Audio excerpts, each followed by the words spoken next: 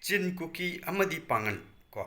masing doin haragana pula punsala kanda furup nifu humdoibu yelhoumee ni en haiba gazette notification sarkarna thokpado madu kakhatkadabani en hairuba damakta khoigi miyoi ahum phare tor kanda mayamna share tawnari ko adai silnaw sing aina haijaning badi ahan bada ko hairiba miyoi ahum sina ko moi hoi Meitei masabudi oire hairiba miyoi ahum sina Meitei community ama pulap natraga akhoi any particular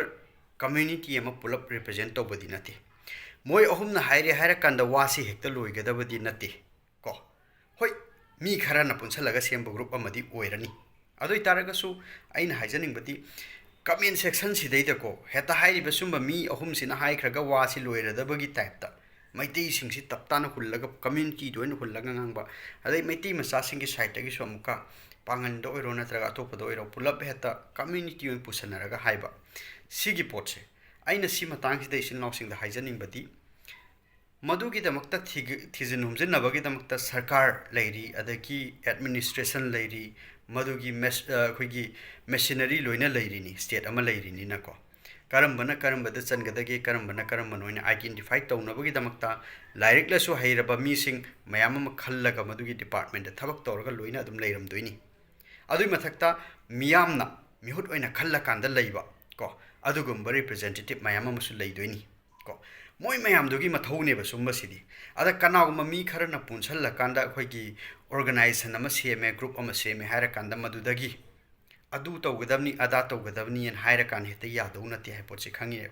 adu matang sida amuka in haijaning mise khoigi hairiba pharena hairiba miyoi ahumdo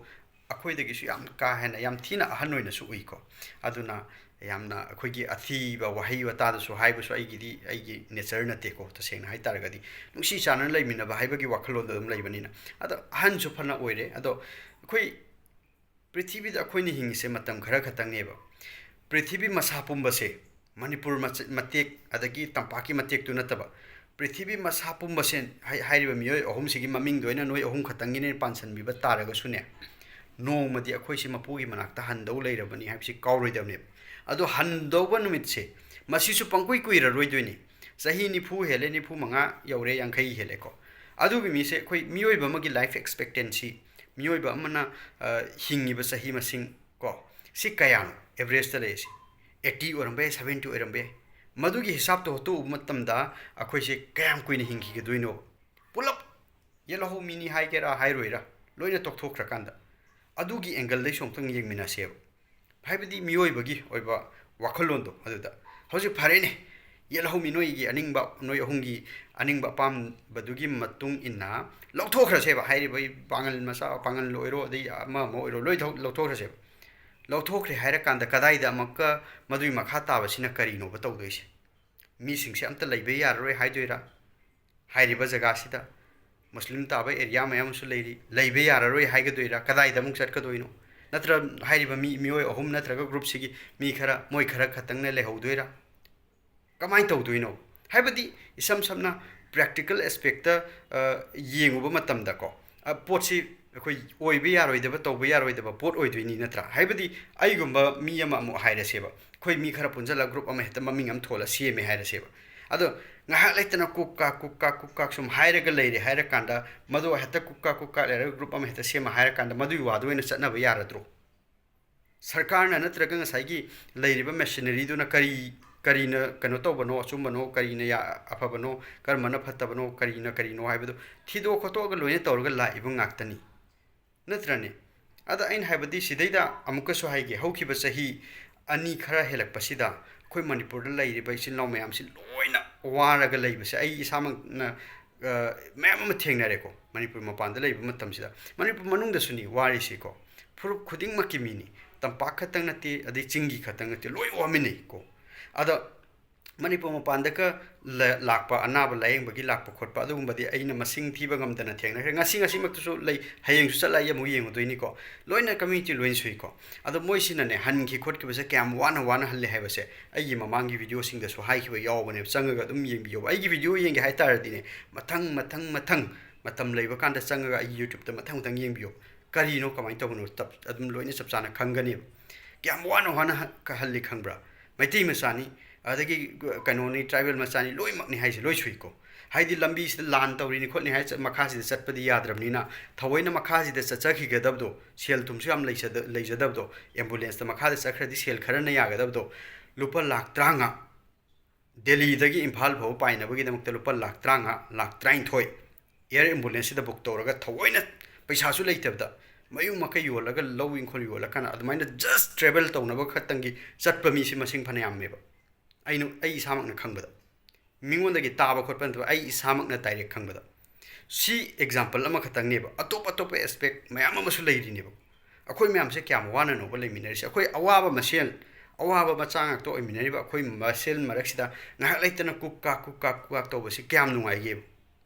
hauji maksu akhoi si shanti oina leiyena lawgadoira natra karino khangponti adui mathakta akhoi gi mi masing khara khatang leiminari sida lamju macheram khatang ni Manipur raise pula punsa laga su yam chawru sun ti adu mathakdam ka tampaki hairak targadi amuk su adu kamadek pikra natra